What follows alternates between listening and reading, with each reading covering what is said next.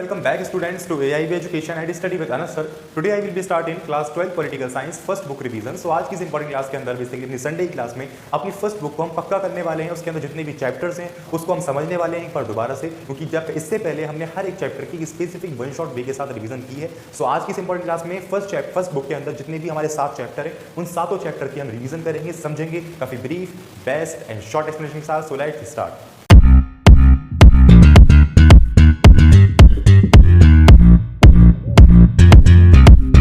चलिए स्टूडेंट्स, जैसा कि हमारे चैप्टर का नाम है दो ध्रुवीयता का अंत, तो जैसे कि हम जानते हैं कि भाई दो ध्रुव यहाँ पे किसकी बात हो रही है। पहली तो बात हो रही है यूएसए की और दूसरी बात हो रही है यूएसएसआर की। इसका मतलब क्या होता है? इसका मतलब है अमेरिका, और इसका मतलब क्या है? इसका मतलब है रूस। करेक्ट। अब इन दोनों की बात हो रही है। अब दो ध्रुवीयता का अंत का मतलब क्या है? इसका मतलब यह है कि ओवरऑल स्टूडेंट्स ये जानते हैं कि रूस का विघटन हो गया, यानी कि सोवियत संघ का विघटन हो गया और अमेरिका का बेसिकली एक अकेला देश बचा जो कि शक्तिशाली था। तो ये दो ध्रुवीयता का अंत हुआ, मगर ये असली कारण नहीं है। देखो, इन दोनों की अपनी अपनी व्यवस्थाएं थी। इसकी व्यवस्था जो थी वो थी प्राइवेटाइजेशन, इसकी बेसिकली सोशलिज्म थी। ठीक है, ये समझ गए। अब इसका मतलब यह है कि प्राइवेटाइजेशन के अंदर सभी चीजें पूंजीवादी होंगी भैया, यानी कि सरकार का कोई रोल नहीं रहेगा। और यहां पे क्या होती थी? यहां साम्यवादी व्यवस्था थी, साम्यवादी या समाजवादी व्यवस्था कह लीजिए। इसके अंदर सरकार का इन्वॉल्वमेंट होता था, अपना कोई भी चीज नहीं है। जो आपको प्रोवाइड करवाएगी वो सरकार करवाएगी, गवर्नमेंट करवाएगी। ठीक है, अब ये इन दोनों की व्यवस्थाएं थी। सबसे बड़ी जो टक्कर थी वो इन दोनों व्यवस्थाओं की थी। तो बड़े बड़े जितने ये देश थे, इसी हिसाब से बहुत सारे देश इनकी व्यवस्थाओं को लेकर इनके अंदर संगठित थे। यानी कि यूएसएसआर के अंदर बेसिकली बहुत सारी व्यवस्थाएं थी अकॉर्डिंग टू अमेरिका। तो इसके अंदर बहुत सारे देश सम्मिलित थे और अकॉर्डिंग टू करंट सिचुएशन आज भी सोवियत संघ विघटन होने के बाद रूस पूरे संसार का सबसे बड़ा देश है। और सोचो, जब ये पूरा एक गठबंधन के अंदर था तो कितना बड़ा होगा। तो इसीलिए इन दोनों की अलग अलग व्यवस्थाएं थी, दोनों ही महाशक्तियां थी। अब इनका अंत कैसे हुआ? तो देखो स्टूडेंट्स, आपको याद रखना है इनका अंत जो हुआ हमारे भारत की आजादी के बाद हुआ, यानी 19 कैसे। देखिए, सबसे पहले हम ये मान लेते हैं इन दोनों ग्रुप्स का ना अपनी अपनी एक क्वालिटी है या फिर अपना अपना एक ग्रुप है। जैसे कि फॉर एग्जांपल इस वाले ग्रुप का ना अपना एक ग्रुप का नाम है ग्रुप नंबर ए और इस वाले अपने ग्रुप का नाम है ग्रुप नंबर बी। अब भारत यहां से क्या हो गया? भारत यहां से आजाद हो गया। अब जब भारत यहां से आजाद हुआ तो वो उसका एक न्यू एडमिशन हो गया, इसका न्यू एडमिशन हो गया स्कूल के अंदर। करेक्ट। अब स्कूल के अंदर न्यू एडमिशन हुआ तो ग्रुप ए यानी कि क्लास का जो पहला ग्रुप है वो ये चाह रहा है कि भारत मेरे अंदर सम्मिलित हो ताकि मैं और ज्यादा शक्तिशाली बन जाऊं, और दूसरा ग्रुप जो है वो ये चाह रहा है कि भारत मेरे अंदर सम्मिलित हो, मैं और भी ज्यादा शक्तिशाली बन जाऊं। अब इस सिचुएशन के अंदर भारत के जो बड़े प्रधानमंत्री यानी कि जवाहरलाल नेहरू जी थे, और बड़े बड़े को छोड़ो जितने भी नेता थे उन्हें बड़े ध्यान से और बड़े दिमाग से उस समय काम लिया था सभी चीजों का। यानी कि अगर उस समय हम जरा सी भी होड़ के अंदर या फिर जरा सी भी बेसिकली अपने अंदर घमंड वाली बात ले लेते ना कि हम अमेरिका के साथ जाएंगे या हम रूस के साथ जाएंगे, तो इसका मतलब सीधा सा ये होता कि पूरी दुनिया में से आधी दुनिया को अपना दुश्मन घोषित कर देना आजादी के बाद ही। इसीलिए भारत ने सोचा भाई ऐसा करना तो बहुत ज्यादा गलत है। और अल्टीमेटली इन दोनों व्यवस्थाओं की जो व्यवस्थाएं हैं उसके अंदर हमारे देश का चाल चलन नहीं चल पाएगा। वो क्यों? क्योंकि हमारा देश एक ऐसा देश है जिसमें गरीब भी रहता है तो अमीर भी रहता है। अमीरों के लिए बेसिकली प्राइवेटाइजेशन जरूरी है, क्योंकि वो बेसिकली क्या करेंगे, बेसिकली क्वांटिटी के साथ साथ क्वालिटी देखते हैं। मगर यहीं पर अगर हम गरीबों की बात करें तो गरीब क्या करेंगे, बेसिकली बच्चे सस्ते गुड्स खरीदेंगे, है ना। तो उनके लिए सोशलिज्म की जरूरत है, यानी साम्यवादी व्यवस्था की जरूरत है। तो भारत ने बोल दिया कि ना तो मैं ग्रुप ए के साथ आऊंगा ना बी के साथ आऊंगा, मैं अपना एक अलग ग्रुप बनाऊंगा, ग्रुप नंबर सी, जिसका नाम उसने दिया गुट निरपेक्षता की नीति। गुट निरपेक्षता की नीति। ठीक है। तो यहां से इस 1945 के बाद पूरे विश्व में पहले दो ही ग्रुप चल रहे थे, साम्यवादी और पूंजीवादी। अब एक और ग्रुप आ गया था जिसका नाम था गुट निरपेक्षता की नीति, जिसका चाल चलन कौन कर रहा था? भारत कर रहा था। तो अब इस वजह से दो ध्रुवीयता का अंत विश्व के स्तर पर विघटित हो गया या फिर अंत हो गया। ठीक है, ये आपको याद रखना है। और अल्टीमेटली ये जो हमने पहले पढ़ी थी चीजें कि बेसिकली सोवियत संघ के अंदर होड़ की वजह से, हथियारों की होड़ की वजह से अपनी रिसोर्सेज उसने खराब कर ली थी, अपनी अर्थव्यवस्था खराब कर ली थी, जो जो वो वादे करते थे, यानी कि जो उस व्यवस्था की चीजें थी वो फुलफिल नहीं हो पा रही थी। तो इसलिए सोवियत संघ का विघटन हो गया और अंत में अमेरिका ही बचा, तो उसका वर्चस्व कायम हो गया। ये एक इसका फैक्टर या पॉइंट बन सकता है, बट ये ओवरऑल एक रीजन नहीं हो सकता कि दो ध्रुवीयता का अंत हुआ। रीजन एक्चुअल में ये है। ठीक है, सो यहां तक समझ में आया होगा। अब मैंने आपको साम्यवादी बता दी और प्राइवेटाइजेशन वाली बता दी। नेक्स्ट जो आता है इसमें बेसिकली ये आ जाता है स्टूडेंट की साम्यवादी व्यवस्था का जन्म कब हुआ। तो साम्यवादी व्यवस्था का जन्म बता देना आपको भैया 1917 में हुआ, 1917 में। ठीक है, ये याद रखना 1917 के अंदर साम्यवादी व्यवस्था का जन्म हुआ था, साम्यवादी क्रांति की शुरुआत के बाद, जो कि पूंजीवादी के खिलाफ लड़ी गई थी। अब ये पूंजीवादी खिलाफ जो लड़ी गई थी क्रांति, उसके बाद साम्यवादी व्यवस्था का गठन हो गया 1917 में। ये क्वेश्चन आ जाए कि आपसे पूछ लिया जाए पूंजीवादी क्या है, साम्यवादी क्या है, आप इजीली बता दोगे ना, कोई दिक्कत नहीं है। ठीक है, यहां तक हमें सब चीज समझ में आ गई। अब हम बढ़ते हैं चैप्टर में आगे की तरफ और जल्दी से उसे भी कवर कर लेते हैं। चलिए स्टूडेंट शुरू करते हैं अपने नेक्स्ट टॉपिक्स को।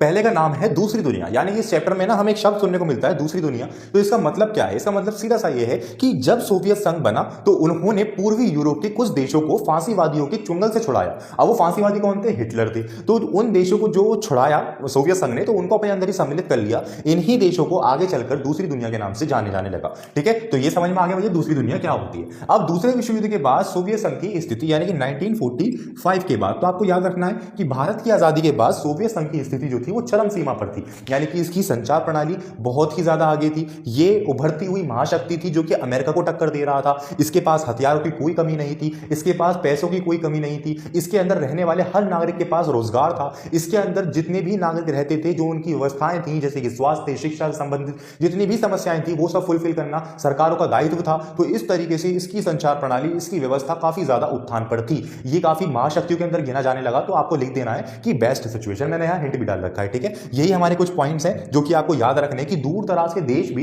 इसकी अच्छी अवस्था को देखकर इसके अंदर सम्मिलित थे कि हम गरीब गुरबा देश हैं, हम इसके अंदर सम्मिलित रहेंगे तो बेसिकली हमारी सिचुएशन बढ़िया हो जाएगी। क्योंकि जो इस संगठन के अंदर आएगा वो सभी जितने भी ये कार्य करता है वो सभी उनके ऊपर भी किए जाएंगे। यानी कि मान लो कोई गरीब गुरबा देश है, वो सोवियत संघ के अंदर आ गया और तो उसके अंदर गरीबी बहुत है, तो वो गरीबी खत्म हो जाएगी ना, क्योंकि वो व्यवस्था वहां भी कार्य करेगी, वहां भी लोगों को रोजगार मिलने लगेगा, वहां भी लोगों को स्वास्थ्य, शिक्षा से संबंधित सभी फैसिलिटीज प्रोवाइड होंगी। तो अल्टीमेटली दूर दराज के जो गरीब गुरबा देश थे और भी कोई देश थे वो इसके अंदर इसी वजह से सम्मिलित थे। तो ये थी हमारी बेस्ट सिचुएशन 1945 के बाद सोवियत संघ की। नेक्स्ट आता है सोवियत संघ के विघटन के कारण। तो बेसिकली सोवियत संघ ना बहुत सारे कारणों से विघटन हुआ है, जैसे कि ये कि इसने ना जिस तरीके से उत्थान पे जा रहा था, बट धीरे धीरे करके इसने इसके अंदर हथियारों की होड़ करना शुरू कर दी थी। यानी कि मेरे पास ज्यादा हथियार होंगे तो मैं जीत जाऊंगा, और मेरे पास ज्यादा परमाणु बम होंगे तो मैं शक्तिशाली बनूंगा और ज्यादा। तो इस तरीके से अपने हथियारों की होड़ को फुलफिल करने के लिए अपनी अर्थव्यवस्था का, अपनी इनकम का ज्यादा से ज्यादा पार्ट वहां खर्च करने लगा। अब ज्यादा से ज्यादा पार्ट जब वहां खर्च होने लगा तो इसका मतलब ये निकला कि वहां पर जो अर्थव्यवस्था थी वो डगमगा उठी, यानी कि चरमरा उठी पूरी तरीके से। यानी कि जो वहां पे उनके क्राइटेरिया थे कि अपने नागरिकों को हमें स्वास्थ्य, शिक्षा संबंधित, बीमारियों संबंधित उनकी सभी जरूरतों को पूरा करना है। अब उन जरूरतों को पूरा करने के लिए पैसे ही नहीं बच रहे थे। यानी कि और इसके अंदर जो सबसे मेन बेहतरीन फीचर था कि सोवियत संघ के अंदर कोई भी चीज अगर बननी है तो वो उस देश के अंदर ही बनेगी, इसके अंदर कोई भी इंपोर्ट ट्रांजेक्शन की नीड नहीं थी। इसी देश के अंदर, इसी संगठन के अंदर सुई भी बननी है तो वहां बनेगी, एरोप्लेन भी बनना है तो वहां बनेगा। और इसी वजह से यहां पर अब जब पैसा ही नहीं बच रहा था तो वो इन ट्रांजेक्शंस को ही पूरा नहीं कर पा रहा था। तो यहां से सोवियत संघ के विघटन का कुछ कारण बना। फिर कुछ समय बाद यहाँ पे जो नौकरशाह थे, जैसे कि हमारे देश के अंदर आईएएस आईपीएस को माना जाता है ना, तो जो इस देश के अंदर नौकरशाह थे उनका शिकंजा काफी ज्यादा मजबूत हो गया। वो शिकंजा इतना ज्यादा मजबूत हो गया कि वो अब नागरिकों की तरफ जवाब दे ही नहीं थे। यानी कि वो बेसिक जरूरी नहीं समझते थे कि हम जवाब दें इनको, जो हमने किया वो बेहतर ही किया है। और सबसे बड़ा कारण यह है कि यहां पर नागरिकों को बोलने की आजादी नहीं थी। कोई भी संगठन, कोई भी अपनी बेसिकली कहते हैं ना कि जगह जगह धरना करने की भी आजादी इनको नहीं थी। अभी व्यक्ति का अधिकार नहीं था, इनको मौलिक अधिकार कोई भी प्राप्त नहीं था, ना कोई अपनी जमीन वगैरह ऐसा कुछ भी नहीं था इस सिस्टम में। तो यहाँ के लोग अपने विचार कार्टूनों के माध्यम से व्यक्त करते थे, चुटकुलों के माध्यम से, मुहावरों के माध्यम से व्यक्त किया करते थे। तो नौकरशाह बिल्कुल अब शिकंजा मजबूत हो चुका था उनका, तो इसलिए यहाँ पे कारण बना। धीरे धीरे करके अब हमने देखा कि भैया हमारे पास ना तो पैसा बच रहा कि मैं सकल घरेलू उत्पाद को अच्छा कर सकूं, ना मेरे पास पैसा बच रहा कि संचार प्रणाली को अच्छा कर सकूं। तो अब हम करें क्या? तो धीरे धीरे करके इसमें सबसे लास्ट में एक नेता आए, गोरबाचेव। तो गोरबाचेव की नीतियों को भी सोवियत संघ के विघटन का कारण माना जाता है। वो क्यों? वो इसीलिए क्योंकि जब सोवियत संघ विघटन होने की कगार पे आ गया तो यहां पे क्या हुआ, उन्होंने सोचा भैया अगर हम बंधी हुई अर्थव्यवस्था के अंदर रहेंगे तो हम इतनी जल्दी ग्रोथ नहीं कर पाएंगे, और हमारी जो अर्थव्यवस्था डगमगा गई है ये भी ठीक नहीं हो पाएगी। तो हमें अपनी अर्थव्यवस्था को खोलना पड़ेगा, हमें साम्यवादी से या पूंजीवादी की तरफ आना पड़ेगा। तो इसी वजह से यहां पर क्या हुआ था कि सोवियत संघ के जो नेता थे, गोरबाचेव की दो नीतियां निकली थी। उन नीतियों ने बेसिकली काम तो शुरू कर दिया था, मगर ये दोनों तरफा खिलाफ हो गई थी। अब वो कैसे? वो ऐसे कि इनकी पार्टी के नेता ही इनके खिलाफ थे कि आप ये ठीक नहीं कर रहे, हमारी नीति तो साम्यवादी की, आप ये क्यों कर रहे हो, ये क्यों कर रहे हो, ये क्यों कर रहे हो, इस तरीके से। और दूसरी चीज ये, वहां का नागरिक इतना परेशान हो गया था महंगाई से, वहां की खराब सिचुएशन थे, तो वो चाह रहा था कि ये जो नीतियां निकली जल्द से जल्द काम हो जाए, जल्द से जल्दी वर्क करें। मगर वो नीति नहीं कर पा रही थी जल्द से जल्द वर्क, क्योंकि किसी भी नई जगह पर कोई भी नया क्राइटेरिया इतनी जल्दी इन्वॉल्वमेंट नहीं हो पाता उसका। तो इसीलिए वो नीतियां काम तो कर रही थी बट बहुत धीरे धीरे काम कर रही थी। तो इसीलिए वहां पर ये नीतियां धीरे धीरे काम करने की वजह से गोरबाचेव की नीतियां भी सोवियत संघ के विघटन का कारण बनी। जो दूर दराज के देश इसके अंदर सुव्यवस्था की वजह से सम्मिलित थे वो भी अब इसको छोड़कर जाने लगे। तो यहां पर आपके सोवियत संघ के विघटन के कारण का भी हमारा एंड होता है। सो होपफुली आपको समझ में आया होगा। ठीक है, तो बढ़ते हैं आगे की तरफ और जल्दी से कवर कर लेते हैं और भी सारे टॉपिक्स को। तो चलिए स्टूडेंट्स, नेक्स्ट हमारे पास जो टॉपिक आता है वो आता है सोवियत संघ के विघटन के परिणाम। तो ये तो अपने माइंड में फिक्स रखो कि सोवियत संघ के दूसरे विश्व युद्ध के बाद की स्थिति, सोवियत संघ के विघटन के कारण, सोवियत संघ के विघटन के परिणाम। तो ये 3 क्वेश्चन या 3 टॉपिक अलग अलग भी आ सकते हैं क्वेश्चन के माध्यम से, या 6 नंबर में एक में भी आ सकते हैं। तो आपको ये समझ के चलने हैं। सो होपफुली मैं समझता हूं कि आपको समझ में भी आ गए होंगे, और नहीं आए हो तो आप मुझे दोबारा बताइएगा, मैं दोबारा इसको क्लियर करने की पूरी कोशिश करूंगा और भी अच्छे तरीके से। बाकी मैं अभी अपना बेस्ट दे रहा हूं, सो होपफुली आपको समझ में आ रहे होंगे। ठीक है, तो सोवियत संघ के विघटन के परिणाम क्या क्या हुए, देखो सीधा साधा समझो। सोवियत संघ की हमने स्थिति जान ली, काफी बेहतरीन स्थिति थी दूसरे विश्व युद्ध के बाद। धीरे धीरे करके उसने होड़ शुरू कर दी अलग अलग चीजों की, और इस होड़ के कारण उसने अपनी अर्थव्यवस्था पे ध्यान छोड़ दिया, और इसी वजह से वहां के नौकरशाहों का शिकंजा मजबूत हो गया। अब ले देखिए उसका विघटन हो गया। अब परिणाम क्या होगा, देखो जो पूरे विश्व के स्तर पर हथियारों की होड़ चल रही थी वो खत्म हो गई। साम्यवादी व्यवस्था जिसको हम रूस यानी कि सोवियत संघ के नाम से जानते हैं, उसका विघटन हो गया। और इसी के वजह से जो पूरे विश्व के अंदर 2 महाशक्तियां उभर कर आ रही थी, उसमें से सिर्फ एक ही बची जिसका नाम था अमेरिका। और जो इसके अंदर दूर दराज के देश सम्मिलित थे, अब उन्हें फिर डर हो गया कि भाई हम तो गरीब गुरबा देश हैं, छोटे देश हैं, कोई हम पे कब्जा ना कर ले। तो उन देशों ने, उनमें से कुछ 15 देशों ने एक संगठन बना लिया जिसको हम सीपीआई के नाम से जानते हैं। तो सीपीआई के नाम से मशहूर हो गया। तो इस तरीके से बेटा यहां पर हमारी बन जाती है सोवियत संघ के विघटन के परिणाम। शॉक थेरेपी का भी अंत, सॉरी यहां पे गोरचेस्की की नीतियों का भी अंत हो गया, शॉक थेरेपी का उदय हो गया। ये आपको लिखना है, जो पॉइंट्स आपने पढ़े हैं वही आप मिला जुला के लिख सकते हो उसके परिणामों के अंदर। बाकी मैंने आपको बहुत सब बता दिए, सो होपफुली समझ में आए होंगे। नेक्स्ट हमारे पास टॉपिक जो आता है बेटा वो आता है शॉक थेरेपी का। अब शॉक थेरेपी का मतलब देखिए क्या होता है। देखिए शॉक थेरेपी का मतलब ये है कि बेसिकली साम्यवादी व्यवस्था से पूंजीवादी व्यवस्था के अंदर जंप मारना। अब इसका मतलब क्या, देखिए फॉर एग्जांपल आपके पास ना एक खेत है, अब उस खेत को आपने किराए पे दे रखा है। अब वो आपने जब खेत किराए पे दे रखा है तो वो खेत जिसको किराए पे दिया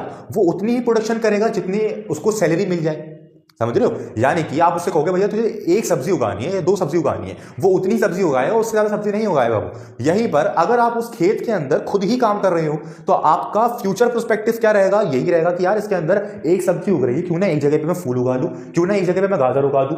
यानी कि आप ज्यादा से ज्यादा प्रोडक्शन एक्टिविटी करने की सोचोगे। अब साम्यवादी व्यवस्था के अंदर यह था कि हर एक उद्योग, हर एक इंडस्ट्रियल सेक्टर सरकार के अंदर था। अब सरकार तो काम नहीं कर पा रही थी बढ़िया तरीके से, तो यहां पर अब ये जरूरी हो गया कि उद्योगों को निजी हाथों के अंदर दिया जाए, कारोबार को निजी हाथों के अंदर दिया जाए। तो इसी वजह से यहां पे क्या चीजें हुई, यहां पर थोड़ा सा एक अपनी व्यवस्था को चेंज करना था, बट इसका मेन मोटिव था जनता को इस स्तर से इस स्तर पर ले जाना। मगर हुआ बिल्कुल इसका विपरीत, जनता यहां थी तो और नीचे चली, और इन्हीं कुछ कारणों की वजह से जो अमीर व्यक्ति थे वो और ज्यादा अमीर हो गए और जो गरीब व्यक्ति थे वो और ज्यादा गरीब हो गए। जो शॉक थेरेपी का मेन मोटिव था वो उसमें असफल रहा, और साथ के साथ इसमें और भी खराब सिचुएशंस हो गई। जो रूस की मुद्रा थी रूबल, उसमें काफी भारी गिरावट आई, वहां पर महंगाई का स्तर काफी बढ़ गया, अर्थव्यवस्था बिल्कुल चरमरा उठी, और भी कई सारे कारण हुए। सो इसी के साथ इस चैप्टर में जितने भी इंपॉर्टेंट टॉपिक्स एंड पॉइंट्स आते थे उन सभी को मैंने आपको दोबारा से रिव्यू करवा दिया। तो चलिए स्टूडेंट शुरू करते हैं अपनी क्लास को और समझते हैं हर एक टॉपिक को। तो देखिए सबसे पहले हमारे पास वर्ड आया सत्ता के समकालीन केंद्र। इसका मतलब क्या है, देखिए सत्ता के समकालीन केंद्र का मतलब यह है कि बेसिकली शक्तिशाली या फिर एक अपोजिशन के केंद्र, है ना। जैसे मान लो हमारे देश के अंदर चुनाव होते हैं, तो चुनाव के बेसिकली दौर में अपोजिशन में पार्टी खड़ी होती है। उसी तरीके से जो शक्तिशाली देश हैं उनके भी वैकल्पिक केंद्र वो हम सत्ता के समकालीन केंद्र के नाम से समझ सकते हैं, एक अगर अपने दिमाग में पिक्चर बनानी हो तो। अब इसमें एक डेट आती है जो कि मैंने यहां लिख दी थी 1990। तो 1990 के शुरुआत से यह स्पष्ट हो गया था कि पूरे विश्व की जो 2 ध्रुवीय महाशक्ति थी उसमें से एक का तो विघटन हो गया था। पूरे विश्व के अंदर सिर्फ एक ही महाशक्ति बची थी जिसका नाम था अमेरिका। अब उसका वर्चस्व सभी पर कायम ना हो, इसीलिए सत्ता के वैकल्पिक या सत्ता के समकालीन केंद्रों पर विचार किए गए थे। यहां तक समझ में आ गया। नेक्स्ट हमारा पोर्शन यहां से यही शुरू हो जाता है कि इसी वजह से सत्ता के समकालीन केंद्रों की वजह से उसमें से एक नाम जो आता है जो स्थापित किया गया जिसका नाम था यूरोपीय संघ। आसियान भी था, बट आसियान एक अलग टॉपिक पर विचार करेंगे, उस पर अभी हम यूरोपीय संघ की बात कर लेते हैं। तो हम समझ गए भैया कि 1990 की शुरुआत से यह स्पष्ट हो गया था कि पूरे विश्व के अंदर एक ध्रुवीय व्यवस्था है, यानी कि एक ही महाशक्ति बची है। अब उस महाशक्ति का वर्चस्व सभी देशों पर कायम ना हो सके, जिस तरीके से अमेरिका ने किस देश के ऊपर परमाणु बम गिराया था उसका आंसर आपको मुझे कमेंट बॉक्स के अंदर बताना है, जिसके परमाणु बम गिराने की इतनी तगड़ी रेडिएशंस थी कि वहां की जनता आज भी बेसिकली क्या होती है, कुछ लूली लंगड़ी या फिर किसी भी डिसेबिलिटीज के थ्रू पैदा होती है। उस देश का आप नाम बताइएगा। तो उस स्थिति वाली स्थिति दोबारा ना बन सके, क्योंकि वो जो स्थिति अमेरिका ने की थी वो की थी युद्ध खत्म होने के बाद, जिसपे बड़े बड़े महाशक्तियों ने जैसे कि रूस ने सवाल भी उठाए थे, भाई अगर तुम्हें परमाणु बम फेंकना ही था तो आप युद्ध के समय फेंकते, युद्ध के बाद क्यों फेंका, बट उससे कोई कुछ नहीं लड़ पाया। तो इसीलिए ये सोचा गया कि अब जब 1990 की शुरुआत से पूरे विश्व में एक ही ध्रुव बचा है तो कहीं दोबारा से ऐसी स्थिति उत्पन्न ना हो और कोई इस पर सवाल ही ना उठा सके, क्योंकि सबसे शक्तिशाली वही देश है। तो इसी वजह से यहां पर सत्ता के समकालीन केंद्रों पर विचार किया और पहला हमारा केंद्र बना यूरोपीय संघ। अब क्या है यूरोपीय संघ और क्यों स्थापित किया गया था? तो देखिए स्टूडेंट्स, ये जो स्थापित किया गया था आपका, किया गया था 1992 में, 1992 में। तो ये आपको याद रखना है, सारी इंपॉर्टेंट डेट्स हैं, ठीक है। अब ये जो स्थापित किया गया था ना, इसके दो मोटिव थे। क्यों किया गया कि जितने भी अब तक युद्ध लड़ते हुए आए, पहला विश्व युद्ध हुआ, दूसरा विश्व युद्ध हुआ, उसमें सबसे ज्यादा यूरोप के साइड के देशों को जो हानियां पहुंची, उनकी सारी रिसोर्सेज, उनकी अर्थव्यवस्था, उनकी जितनी भी मटेरियल था वो सब डिस्ट्रॉयड हो गया, वो खराब हो गया, उनकी अर्थव्यवस्था चरमरा उठी और अल्टीमेटली किसी भी देश का युद्ध जो लड़ा गया वो इनकी जमीन पर लड़ा गया। तो यहां पर अब ये स्थिति हो गई कि भाई हम तो पूरी तरीके से बर्बाद हो गए ना। जैसे मान लो युद्ध का मतलब क्या होता है कि पैसों का आउटफ्लो, यानी कि अगर एक रॉकेट भी फेंका जा रहा है या फिर एक बम भी फेंका जा रहा है तो उसमें करोड़ों रुपए जा रहे हैं, समझ लीजिए। तो इसी वजह से ये अपनी अर्थव्यवस्था बिल्कुल खो चुका था। तो उसका मोटिव ये था कि भाई हम संगठन के अंदर रहेंगे तो क्या करेंगे, हम बढ़िया तरीके से काम करेंगे और साथ में अपने आप की अर्थव्यवस्था का उत्थान कर सकेंगे।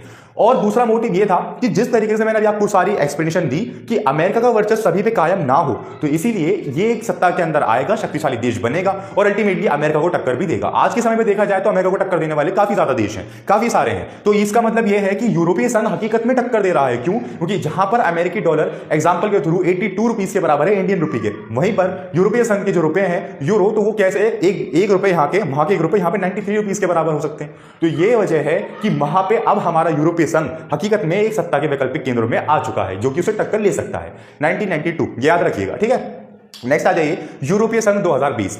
अब ये मतलब क्या है 2020 का? देखिए, यूरोपीय संघ को जो शक्तिशाली बना सके वो कारण क्या है? इसके अंदर बेसिकली बड़े बड़े उद्योगपति, बड़े बड़े मालदार और साथ में शक्तिशाली देशों का समर्पण, वही तो उसको शक्तिशाली बनाएगा। जैसे कि फ्रांस, रूस, ब्रिटेन आदि ये हो सकते हैं ना। अब यही कुछ देश इसके अंदर समर्पित थे जिनके पास वीटो पावर की भी शक्ति थी, तो अल्टीमेटली ये इसको शक्तिशाली बना रहा था। मगर 2020 के अंदर इसमें से ब्रिटेन अलग हो गया। क्यों? क्योंकि यूरोपीय संघ जो स्थापित हुआ था वो हुआ था बेसिकली अपने आप की डेवलपमेंट करने के लिए। मगर हुआ क्या, डेवलपमेंट तो की, मगर डेवलपमेंट करने के बाद ये संघ एक राजनीतिक रूप ले रहा था। कैसे? ऐसे कि यूरोपीय संघ अपने आप का, अपने संघ का एक झंडा तैयार कर लिया उसने अपने संघ का, मतलब अपने संघ के अंदर जितनी भी देश समर्पित हैं उनकी करेंसी तैयार कर ली उसने। और साथ में उसने ये घोषणा कर दी कि पूरे संगठन के अंदर जो भी देश हैं उसके देशों में कोई भी आ जा सकता है विदाउट एनी वीजा और विदाउट एनी टैक्स। तो ये इन्होंने कुछ बातें रखी, इन्होंने कोशिश बहुत की हम अपना संविधान बना सके, बट ये उसमें कामयाब नहीं हुए। झंडा वगैरह तक बना दिया इन्होंने, अल्टीमेटली फोर्स की ड्रेस भी बना ली थी यहां तक की। तो ये हमारा यूरोपीय संघ एक समर्पित हो रहा था, राजनीतिक रूप में बदलाव हो रहा था इसका। तो ये राजनीतिक रूप में बदलाव ब्रिटेन को अच्छा नहीं लगा, ठीक है, ये आपको याद रखना है। ये राजनीतिक बदलाव ब्रिटेन को अच्छा नहीं लगा। क्यों? ब्रिटेन ने इस पे सवाल खड़े किए कि भाई तुमने पूरे देश की एक करेंसी बना ली, ये तो सबसे बड़ी गलत बात है। झंडा बना लिया कोई बात नहीं, फोर्स बना ली कोई बात नहीं, मगर आपने दूसरी घोषणा ये कर दी कि एक दूसरे के देशों में हम ट्रांजैक्शंस कर सकते हैं विदाउट एनी वीजा, कोई भी लोग आवाज रह सकते हैं। अब ब्रिटेन ने ये सोचा कि भाई ये यूरोपीय संघ तो इतना बड़ा है, वहां के कई सारे लोग हमारी व्यवस्था को देखकर हमारे देश में आएंगे, रहेंगे, हमारी जनसंख्या को बढ़ाएंगे, हमारे लोगों के रोजगार को खत्म करेंगे। तो ब्रिटेन ने अपनी ही जनता से मत मांगा कि क्या किया जाए, तो 51 to 53% यानी कि बहुत अधिक से अधिक वोट जो आया वो यही आया कि इससे अलग हो जाओ। तो 2020 के अंदर ब्रिटेन इससे अलग हो गया, ये इसका कारण था। सो होपफुली आपको समझ में आया होगा यूरोपीय संघ क्या है, ये क्या क्यों बना था, कब स्थापित हुआ था, ब्रिटेन इससे अलग क्यों हुआ था, ऐसे कंपोनेंट्स कौन से हैं जिसको शक्तिशाली बनाते हैं। समकालीन शब्द का मतलब क्या है वो बता देता हूं कि दूसरे विश्व युद्ध के बाद से आज तक के समय को क्या बोलते हैं, समकालीन शब्द के नाम से जानते हैं। सत्ता के समकालीन केंद्र वर्ड का मतलब क्या है, 1990 का मतलब क्या है। तो अल्टीमेटली जितने भी इसके पॉइंट्स थे वो मैंने सभी आपको क्लियर कर दिए, तो यहां तक तो कोई डाउट नहीं होना चाहिए, बट फिर भी कोई हो तो आप मुझे जरूर बताइएगा। तो बढ़ते हैं आगे की तरफ चैप्टर में और जल्दी से फिनिश करते हैं चैप्टर को फटाफट से। तो चलिए स्टूडेंट, नेक्स्ट टॉपिक हमारे पास आता है मार्शल योजना। अब ये मार्शल योजना क्या थी? देखिए, मार्शल योजना का मतलब ये है कि जो अमेरिका द्वारा यूरोपीय संघ की हेल्प की गई थी विद यूज ऑफ फाइनेंशियली, तो इसको मार्शल योजना के नाम से जाना गया। अब आप कहोगे सर मार्शल योजना अमेरिका ने उसकी हेल्प करी थी, क्यों की थी? ये तो उसके विरुद्ध ही बना था। देखिए, जो भी युद्ध हुए थे उसके अंदर अमेरिका का इन्वॉल्वमेंट था और अमेरिका ने ये सोचा कि भाई हर युद्ध के अंदर मैं इन्वॉल्वमेंट था, इस देश ने हमारी तरफ से लड़ाई लड़ी या हमारे लिए तो उसकी जमीन पर लड़ाई हुई, क्यों ना इसकी कुछ हेल्प की जाए, तो इसी को मार्शल योजना के नाम से जाना गया। नेक्स्ट, यूरोपीय आर्थिक सहयोग संगठन, ये घटित हुआ आपका 1948 के अंदर। अब मार्शल योजना के समय के अंतर्गत ही पश्चिमी देशों की जो यूरोपीय संघ में हेल्प हुई उसी को एक यूरोपीय आर्थिक सहयोग संगठन के नाम से हम जानते हैं। तो बेसिकली ये कब हुआ था गठित? 1948 के अंदर। तो होपफुली समझ में आया होगा। यूरोपीय परिषद, अब ये यूरोपीय परिषद क्या है? देखिए, जैसे मैंने आपको बताया ना कि राजनीतिक रूप लेता जा रहा था, तो 1949 के अंदर यूरोपीय परिषद का गठन हुआ, जो कि एक राजनीतिक रूप में बदलाव लेने का काफी बड़ा टॉपिक था या पॉइंट था। परिणाम स्वरूप 1957 में यूरोपियन इकोनॉमिक कम्युनिटी एक ये साबित कर दिया कि भाई हाँ ये तो रूप लेता जा रहा है किसका, राजनीति के रूप में। इसमें पार्लियामेंट की भी स्थापना हो गई थी इसके, बेसिकली तो सब चीजें वही थी जो राजनीतिक रूप में लेने के कारण बनती हैं। तो यहां पर आपका ये भी फिनिश हो गया। यूरोपीय परिषद, आपको डेट याद रखनी है, 1948 के अंदर यूरोपीय आर्थिक सहयोग संगठन का गठन हुआ, 1949 में यूरोपीय परिषद हुआ और 1957 के अंदर यूरोपियन इकोनॉमिक कम्युनिटी की भी स्थापना हो गई, जो कि एक बड़ा सबूत थी कि यूरोपीय संघ एक राजनीतिक रूप लेता जा रहा है। तो इसी के साथ हमारा यूरोपीय संघ का ओवरऑल टॉपिक जो है वो फिनिश होता है। अब हम बढ़ते हैं आसियान की तरफ कि क्या है आसियान और किन देशों से मिलकर ये बना हुआ है।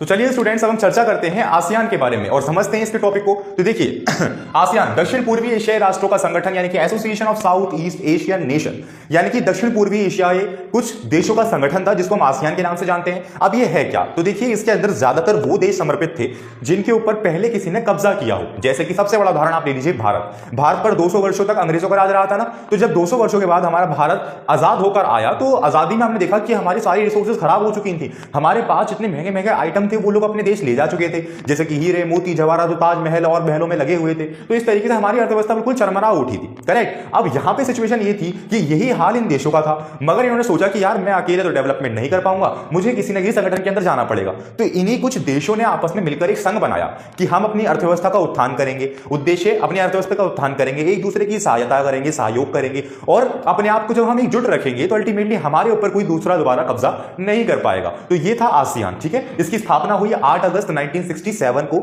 इसके स्थापना वाले देशों के भी नाम लिखने को आ जाते हैं कभी कभार। तो जो स्थापनकर्ता देश थे इसके वो है इंडोनेशिया, मलेशिया, थाईलैंड, फिलीपींस और सिंगापुर। ये 5 देश थे इसके संस्थापक और बाद में जाके इनकी संख्या बढ़ गई और आज के समय में 10 देश हैं लगभग आसियान के अंदर समर्पित। तो अल्टीमेटली यहां से समझ में आया आपका आसियान, उद्देश्य भी समझ आ गया मैंने, व्यापार की रेखा को आगे बढ़ाना, संप्रभुता का सम्मान करना और सहयोग की भावना। अब आसियान को आगे बढ़ाने के लिए इसके अंदर 3 पिलर्स या 3 कम्युनिटी की बात की गई है जो कि इसको आगे बढ़ाते हैं। तो पहली कम्युनिटी का नाम है आसियान सुरक्षा समुदाय। जैसा कि इसके नाम से पता चल रहा है कि बेसिकली ओवरऑल आसियान के अंदर जितने भी ग्रुप में देश हैं वो सुरक्षा से रिलेटेड, सुरक्षा से संबंधित जितनी भी चीजें हैं उस पर ध्यान, उस पर केंद्रित करता है। ये सभी चीजों को आसियान सुरक्षा समुदाय।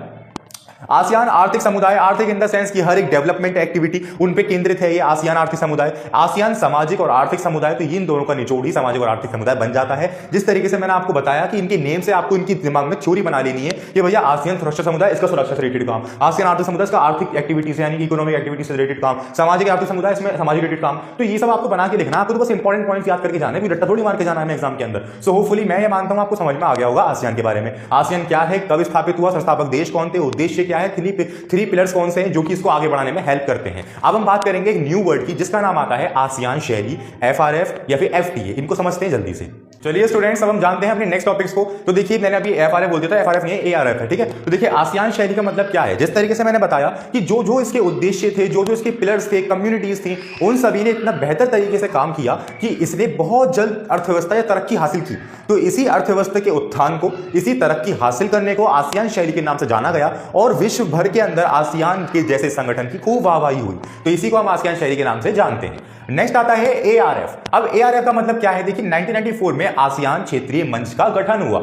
इसका मतलब यार ये है कि आसियान के देश, आसियान ने एक ऐसा मंच स्थापित किया जिसमें देशों का और विदेश नीति का आपस में कॉम्बिनेशन हो सके, या फिर कोई चीज समझ में नहीं आ रही तो उस मंच के द्वारा अपने विचारों को व्यक्त किया जाए, जिससे लड़ाइयों को रोका जाए, टकरावों को रोका जाए और बातचीत के द्वारा बैठकों का आयोजन किया जाए। तो ये था ARF का मतलब 1994 में आसियान क्षेत्रीय मंच, ये याद रखना है आपको। अब FTA मतलब मुक्त व्यापार क्षेत्र। थाईलैंड और सिंगापुर के साथ भारत का मुक्त व्यापार क्षेत्र के संबंध में समझौते भी हुए हुए हैं। और 2010 मैंने यहां क्यों लिखा कि भारत आसियान मुक्त व्यवस्था या मुक्त व्यापार क्षेत्र लागू हुआ था 2010 के अंदर। ठीक है, तो FTA ये सब जो है ना वो आसियान के ही ब्रांचेस हैं, ये मानिए आप। आसियान शैली आप समझ गए, बेसिकली उसकी तरक्की की शुभकामनाएं या फिर उसकी बधाइयां जो देश भर से उसको मिली थी, तो आसियान शैली के नाम से जाना गया। ARF यानी कि देशों की नीतियां और विदेश नीतियों के बीच में तालमेल बैठा रहे, उसके लिए एक आयोजन किया गया एक मंच का। FTA देशों के बीच में एक फ्री ट्रेड ट्रांजैक्शन हो सके, जिससे गुड्स सस्ते होंगे तो वो ज्यादा से ज्यादा जगहों पर पहुंच पाएंगे। तो उसमें भारत ने भी साथ निभाया और आसियान के 2 देशों से थाईलैंड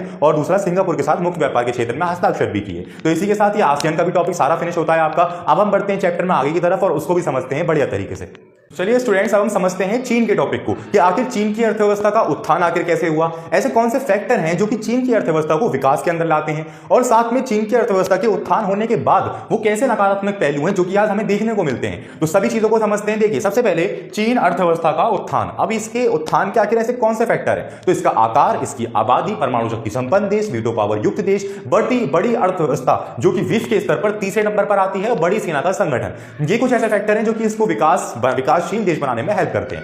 अब चीन की अर्थव्यवस्था का आखिर विकास किस तरीके से हुआ? ऐसा तो है नहीं शुरुआत से ही मालदार देश होगा। तो देखिए, आप ना इसके विकास को 3 भागों में डिवाइड कर लो, जैसे जैसे मैं बताता जा रहा हूं। तो फर्स्ट आते हैं 1949 में पहले नेता माओ। अब इनके दौर के अंदर सभी चीजें कैसी थी? समाजवादी थी। इनकी व्यवस्था ही साम्यवादी व्यवस्था के नाम से मशहूर थी।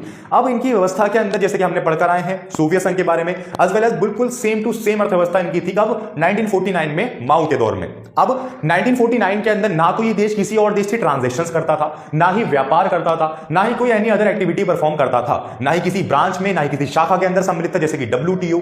तो अब इसके अंदर इसे कुछ भी चीज चाहिए होती थी, ये खुद अपने पास बनाता था और वही यूज करता था। सकल घरेलू उत्पाद उतना उत्थान पे नहीं था, सिर्फ अपने यूज बेस की चीजें बनाता था। नेक्स्ट आ जाइए 1975। यहां पे आप समझिए 1949 में बंधी हुई अर्थव्यवस्था, याद रखिएगा आप, 1949 में माओ के दौर में बंधी हुई अर्थव्यवस्था। अब थोड़ी सी बंधी हुई अर्थव्यवस्था की ना गांठ खुलेगी। कैसे? 1970 में नए प्रधानमंत्री आए जिनका नाम था चाउ एन लाई। 1970 में नए प्रधानमंत्री आए चाउ एन लाई, और इन्होंने सोचा कि भाई ऐसी बंधी हुई अर्थव्यवस्था रहेगी तो भाई हम तो नहीं कर पाएंगे विकास, और अगर हम विकास नहीं कर पाएंगे तो हम आगे कैसे बढ़ेंगे? तो इन्होंने कुछ छोटे छोटे क्या बोलिए, पूरे देश के निचोड़ वाले कंपोनेंट्स पे जोर दिया, जैसे कि एग्रीकल्चर, उद्योग, सेना, विज्ञान और प्रौद्योगिकी। इन क्षेत्रों पर इन्होंने ज्यादा ध्यान दिया और इस पर एक्सपेंस भी किया कि ये आगे बढ़े और हमारा देश विकास करे। तो यहां से थोड़ी बंधी हुई अर्थव्यवस्था की डोर खुलना शुरू हो गई।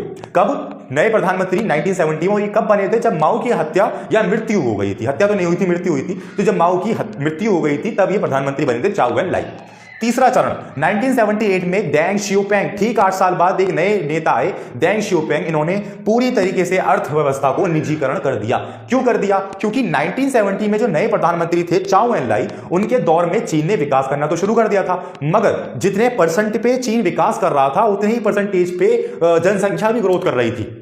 और जब जनसंख्या ग्रोथ कर रही थी तो हम इतना बेसिकली मार्जिनल रिक्वायरमेंट जितनी थी उतनी नहीं बचा पा रहे थे। तो थोड़ा विकास हो रहा था। अगर 6% विकास हो रहा है तो 3% जनता भी बढ़ रही थी। तो यहां पे थोड़ा थोड़ा विकास होना शुरू हुआ था, मगर 1978 में ओवरऑल निजीकरण हो गया और इन्होंने पहला संबंध मेरे ख्याल से अमेरिका के साथ जोड़ा था। और 1982 में कृषि का निजीकरण कर दिया पूर्ण रूप से। 1998 में उद्योगों का निजीकरण कर दिया पूर्ण रूप से, कि अब इनके ऊपर कोई भी सरकारी एक्टिविटी इतनी प्रभावी रूप से कार्य नहीं करेगी। कुछ चीजों पर रिस्ट्रिक्शंस लगाई, जैसे कि भारत में मिक्स्ड इकोनॉमी जब अपनाई थी, तो सेम ऐसे ही जब न्यू इकोनॉमी रिफॉर्म्स आई थी तब भारत में रिस्ट्रिक्शंस कुछ बिजनेस पे लगाई थी और बाकी जो है लिबरल कर दिए थे। तो सेम सिचुएशन इन्होंने करी 1978 में डेंग शियोपेंग। अब इन्होंने SEZ यानी कि स्पेशल इकोनॉमिक जोन की भी स्थापना करी कि ये हमारी सरकारी जमीन है, आप यहां पे बेसिकली अपना प्लांट लगाइए, फैक्ट्री लगाइए, आपको कुछ ना कुछ बेनिफिट्स हम देंगे, जैसे कि इलेक्ट्रिसिटी, जैसे कि टैक्सेस, जैसे कुछ भी आपको बेनिफिट मिलेगा। और 2001 के अंदर WTO यानी वर्ल्ड ट्रेड ऑर्गेनाइजेशन के अंदर भी चीन सम्मिलित हो गया। तो इसका विकास आपको 3 भागों में डिवाइड करना, 1949, 1970, 8 साल बाद 1978। नेता कौन थे 1949 में? माओ। 1970 में चाउ एन लाई, 1978 में डेंग शियोपेंग। 1949 के माओ के दौर में समाजवादी व्यवस्था, 1970 यानी चाउ एन लाई के दौर के अंदर थोड़ी सी अर्थव्यवस्था का खुला यानी कि निजीकरण होना शुरू हुआ, और 1978 के अंदर यानी डेंग शियोपेंग के दौर में पूर्ण रूप से निजीकरण हो गया। कब हुआ? 1982 में कृषि का निजीकरण हुआ और 1998 में उद्योगों का निजीकरण हुआ। तो यहां पे सब चीजें हमारी फिनिश हुई। अब जब चीन ने विकास कर लिया, पूर्ण रूप से विकास कर लिया, तो इसके कुछ नकारात्मक पहलू हमें देखने को मिले, जैसे कि बेरोजगारी। अब देखो, यानी कि जो माओ जी का जो दौर था उसमें समाजवादी व्यवस्था थी। समाजवादी व्यवस्था के अंदर तो हर नागरिक को गारंटी मिलती है कि आपको रोजगार मिलेगा, बट अब तो निजीकरण हो गया ना, प्राइवेटाइजेशन हो गया। आपको नौकरी मिले तो ठीक, नहीं मिले तो नहीं ठीक। तो इसीलिए बेरोजगारी बढ़ी, महिलाओं की स्थिति अब ठीक नहीं थी, भ्रष्टाचार बढ़ा और असमानता भी बढ़ी। तो ये था हमारा ओवरऑल चीन की अर्थव्यवस्था के उत्थान का टॉपिक। सो होपफुली कोई डाउट आपको नहीं बचा होगा, बट फिर भी कोई डाउट हो तो आप मुझे जरूर बताइएगा, मैं उसे क्लियर करने की पूरी कोशिश करूंगा एक स्पेसिफिक वीडियो के द्वारा आपके डाउट की। ठीक है, तो बढ़ते हैं चैप्टर में आगे की तरफ और समझते हैं उसको भी फटाफट से। चलिए स्टूडेंट्स, हमारे पास इस चैप्टर का नेक्स्ट और लास्ट टॉपिक ये आता है कि चीन के साथ भारत के संबंध कैसे हैं। तो इस चैप्टर से ये क्वेश्चन तो आता ही आता है, तो आप इसे दिमाग में भर के जाओ और समझ के जाओ कि चीन के साथ भारत के संबंध कैसे हैं। कभी बार ऐसा भी क्वेश्चन आ जाता है कि पहले कैसे थे और अब कैसे हैं। ठीक है, तो इन सभी को हम समझेंगे। कैसे समझेंगे? जैसे मैंने अभी आपको याद करवाया ना, समझाया है स्टेप बाय स्टेप कि चीन की अर्थव्यवस्था का उत्थान कैसे हुआ, 1949 में कौन आया, 1970 में, 1978 में ये सीढ़ी बन गई एक। इसी तरीके से सीढ़ी बना लो। पहला पॉइंट, पहले समय में ना बेस्ट, यानी कि चीन के साथ भारत के संबंध काफी अच्छे थे, बहुत अच्छे थे, और हिंदी चीनी भाई भाई के नाम से नारा मशहूर था। पहले के समय की बात हो रही है। 1950 में चीन द्वारा तिब्बत को हड़पना। अब धीरे धीरे इसीलिए क्या हुआ 1950 में ना, जो भारत और चीन के बीच में तिब्बत आता था उसको चीन ने हड़प लिया। अब जब चीन ने हड़प लिया तो भारत और चीन की सीमा मिल गई। पहले तिब्बत आता बीच में, अब तिब्बत बचा नहीं। तो जब सीमा मिल गई तो चीन के द्वारा भारतीय सीमा पर बस्तियां लगाई गई। अब बस्तियां जब इन्होंने स्थापित कर दी तो भाई भारत की जो सेना थी, भारत के जो लोग थे, भारत की सरकार थी, उन्होंने इसका विरोध किया कि हमारी सीमा में बस्तियां क्यों लगा रहे हो आप अपनी। तो इसी विरोध के चलते ये हमारी सीमा, ये हमारी सीमा, ये हमारी सीमा, दोनों तरफ से बातें उठने लगी। तो 1962 का युद्ध हो गया और इस युद्ध के अंदर भारत को पराजय हासिल करनी पड़ी। ठीक है, ये बहुत बुरा समय था हमारे लिए। 1970 में चीन के राजनीतिक मुद्दों पर परिवर्तन आए। अब युद्ध हो गया, हम हार गए, कुछ अरुणाचल प्रदेश के राज्य छिन गए, कुछ जगह छिन गई।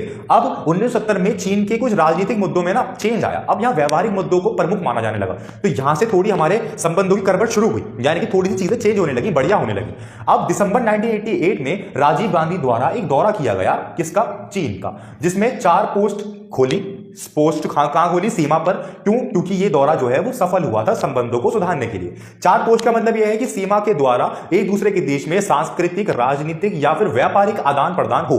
और इस दौरे के बाद जो राजीव गांधी द्वारा किया गया था 1988 में, 1988 में, फिर उसके बाद 1999 में व्यापार के मुद्दों में हकीकत में 30% की वृद्धि आई थी भारत और चीन के अंदर, यानी व्यापार की जो क्षेत्र था वो बड़ा था। और मैं यदि बात करूं अब करंटली, क्योंकि ये तो सब मैंने पहले ही बता दी और पहले ही बताते हम मिडल में भी आ गए। अब आज के समय के अंदर भारत और चीन के मुद्दे खराब हैं। कैसे? सीमा विवाद को लेकर और चीन के द्वारा पाकिस्तान के समर्थन को लेकर, आतंकवाद के समर्थन को लेकर। जो विरोध भारत करता है उसका समर्थन चीन करता है। तो इस तरीके से कुछ ऐसे पॉइंट्स हैं जो कि आज के समय में दोनों देशों के बीच में टकराव के मुद्दे बने हुए हैं। तो इसी के साथ आपका ये चैप्टर फिनिश होता है। तो आइए स्टूडेंट्स, हम समझते हैं अपने इस टॉपिक को जिसका नाम है समकालीन दक्षिण एशिया। तो इस शब्द का मतलब क्या है समकालीन दक्षिण एशिया? तो देखिए, दक्षिण साइड के जितने भी देश हैं उनके बारे में इसका वर्णन किया गया है, यानी कि जैसे कि पाकिस्तान, बांग्लादेश, नेपाल, श्रीलंका, भारत भी इसी काम है और चीन भी इस काम है, मगर चीन को इस काम माना नहीं जाता। ठीक है, आपको याद रखना है दक्षिण एशिया के भाग में चीन को इस काम नहीं माना जाता, बाकी सब देशों को इस काम माना जाता है। तो इस चैप्टर में हम हर एक देश की अपनी अपनी थ्योरी समझेंगे। यानी पाकिस्तान जब बना तो उसके अंदर क्या क्या सिचुएशन आई, किस तरीके से वहां लोकतंत्र आया, फिर सेना का तंत्र आया, और बांग्लादेश किस तरीके से आजाद हुआ पाकिस्तान से निकलकर, श्रीलंका के अंदर क्या क्या स्थिति थी, नेपाल में क्या क्या स्थिति थी, तो वो सब चीज हम समझेंगे। तो आपको होपफुली समझ में आ गया होगा कि दक्षिण एशिया का मतलब क्या है। दक्षिण एशिया में कुछ देश आते हैं जिसके बारे में हम चर्चा करेंगे इस चैप्टर में। तो स्टार्टिंग करते हैं पाकिस्तान के साथ। पाकिस्तान के अंदर क्या क्या सिचुएशंस थी और किस तरीके से वहां पे सत्ता शिफ्ट जा रही थी। तो चलिए स्टूडेंट शुरू करते हैं पाकिस्तान के बारे में। तो देखिए, पाकिस्तान के अंदर जैसे मैंने आपको बताया कि इस तरीके से शासन चल रहा था, कभी लोकतंत्र तो कभी सेना तंत्र, कभी लोकतंत्र कभी सैन्य तंत्र, इस तरीके से चीजें चल रही थी। वो क्यों चल रही थी उसके बात करेंगे अभी। फिर पाकिस्तान में संविधान निर्माण के बाद शासन जनरल अय्यूब खान के हाथ में आया। इनके विरुद्ध जनता का गुस्सा हो गया और इन्हें अपना पद छोड़ना पड़ा। ठीक है, पहला पॉइंट यहां से बन गया आपका, बहुत शॉर्ट वे में लिख रखा है मैंने कि संविधान निर्माण के बाद शासन जनरल अय्यूब खान के हाथ में आया, इनके विरुद्ध जनता का गुस्सा बड़ा पड़ा, इन्हें अपना पद छोड़ना पड़ा, रॉन्ग का निशान लगा दिया। शासन सैनिक शासन, यानी कि बेसिकली क्या है, अब जब इनका पद घटा तो शासन जो है वो सैनिक शासन के हाथ में दोबारा चला गया, उसका रास्ता साफ हो गया। और ये सैनिक शासन किसने संभाला? याहिया खान ने संभाला। इनके चलते पाकिस्तान बांग्लादेश का संकट देखने को मिला, यानी कि इन्होंने अपनी ऑथोरिटी, अपनी रिस्पांसिबिलिटी, अपनी रूल्स एंड रेगुलेशन बांग्लादेश की तरफ के लोग, यानी बंगाल की साइड के मुस्लिम पे इतने ज्यादा लागू कर दिए कि उन्हें विद्रोह करना पड़ा और विद्रोह में भारत का साथ देना पड़ा। और इसी के चलते 1971 का युद्ध हो गया था भारत और पाकिस्तान का, जिसके अंदर बांग्लादेश एक स्वतंत्र देश बनकर उभरा था। ठीक है, पाकिस्तान को उसकी हार झेलनी पड़ी। शासन किसी आदमी पहुंच गया, सैनिक शासन के हाथ में, और याहिया खान हो गया। याहिया खान के दौर के अंदर ही 1971 का युद्ध हुआ था, ये आपको भी याद रखना है। ठीक है, एक पॉइंट यहां से निकल आए। इसके बाद जुल्फिकार अली भुट्टो की सरकार बनी। ये ध्यान रखिएगा, सरकार, यहाँ भी सरकार, यहाँ पे सैनिक शासन, सरकार बन गई जुल्फिकार अली भुट्टो की, जो 1971 से 1977 तक ही चली। अभी क्यों चली? क्योंकि एक नया नेता आ गया था जिसका नाम था जियाउल हक। इन्होंने इनकी सरकार को गिरा दिया किसी भी तरीके से, वो तरीके नहीं बताए, उन तरीकों से कुछ हरा दिया इन्हें और हराकर अपनी सरकार का गठन किया जियाउल हक ने। परंतु इनकी सरकार 1982 के बाद ही विघटन हो गया। क्यों हो गया? क्योंकि कुछ ऐसी एक्टिविटीज कर रहे थे जो कि लोकतंत्र के खिलाफ जा रही थी, तो इसलिए इनकी सरकार जो विघटन हुआ। अब दोबारा से पूरी शासन की बागडोर किसके हाथ में आ गई? जुल्फिकार अली भुट्टो के हाथ में आ गई। वो कैसे? क्योंकि जुल्फिकार अली भुट्टो की बेटी बेनजीर भुट्टो ने आप चुनाव लड़ा और वो जीती 1988 में, और इनके दौर के अंदर इनकी नेतृत्व में सरकार बनी। इसके बाद पाकिस्तान की राजनीति में बेनजीर की पीपुल्स पार्टी और मुस्लिम लीग के इर्द गिर्द ही घूमती रही, यानी कभी इधर तो कभी इधर, कभी इधर तो कभी उधर। ये अवस्था 1999 तक चली। ठीक है, बहुत इजी मेथड में हमने बता दिया आपको। पाकिस्तान की सभी चीजें समझ में आ गई है। संविधान निर्माण के बाद कौन आया था? कौन आया था? अय्यूब खान आए थे। ये क्यों हट गए थे? ये का पद छोड़ना पड़ा था, क्योंकि जनता के खिलाफ इनका, वो जनता के खिलाफ हो गई थी, गुस्सा आ गया था और भाग उठी थी इनके खिलाफ। शासन फिर सैनिक शासन के हाथ में आ गया था और सैनिक शासन के लिए रास्ता साफ हो गया था। जैसे याहिया खान ने अयूब खान ने अपना रास्ता छोड़ा था, पद छोड़ा था, तो याहिया खान इसके अंदर आ गए थे और इन्हीं के चलते भारत और पाकिस्तान का युद्ध हुआ था और बांग्लादेश स्वतंत्र देश के रूप में हुआ। इसके बाद जुल्फिकार अली भुट्टो की सरकार बनी, जिसको जियाउल हक ने 1977 के अंदर हरा दिया, परंतु जियाउल हक की सरकार 1982 के बाद ही गिरते हो गई, क्योंकि वो लोकतंत्र के द्वारा कोई भी काम नहीं कर रहे थे। और फिर से दोबारा सरकार किसकी बन गई? जुल्फिकार अली भुट्टो की बन गई, जो कि अब उनकी बेटी सरकार चला रही थी, जिनका नाम था बेनजीर भुट्टो। और इसी के बाद ये अवस्था 1999 तक चलती रही कि बेनजीर भुट्टो की सरकार और मुस्लिम लीग की सरकार, इन दोनों में आपसी होड़ ही इर्द-गिर्द घूमती रही पाकिस्तान की राजनीति। तो ये था हमारा 1999 तक की कहानी। थोड़ा सा पॉइंट और बचा है, वो कवर कर लेते हैं पाकिस्तान के बारे में। तो चलिए स्टूडेंट्स, फिर सैनिक शासन दखल दिया, यानी सैनिक शासन ने दोबारा से दखल दी पाकिस्तान की राजनीति के अंदर और जनरल परवेज मुशर्रफ ने तत्कालीन प्रधानमंत्री को पद से हटा दिया। और फिर कुछ समय बाद 2001 में अपना निर्वाचन राष्ट्रपति के रूप में करवाया और सैनिक शासन कायम किया। परंतु सैनिक शासन ने ये अपने आप को तसल्ली देने के लिए अपने आप को और पाकिस्तानी जनता को लोकतंत्र के द्वारा चुनाव भी करवाया और जब से लेकर अब तक 2008 से लोकतंत्र के द्वारा ही चुने हुए नेता शासन कर रहे हैं। ठीक है, तो इस तरीके से आपका पाकिस्तान का टॉपिक बना।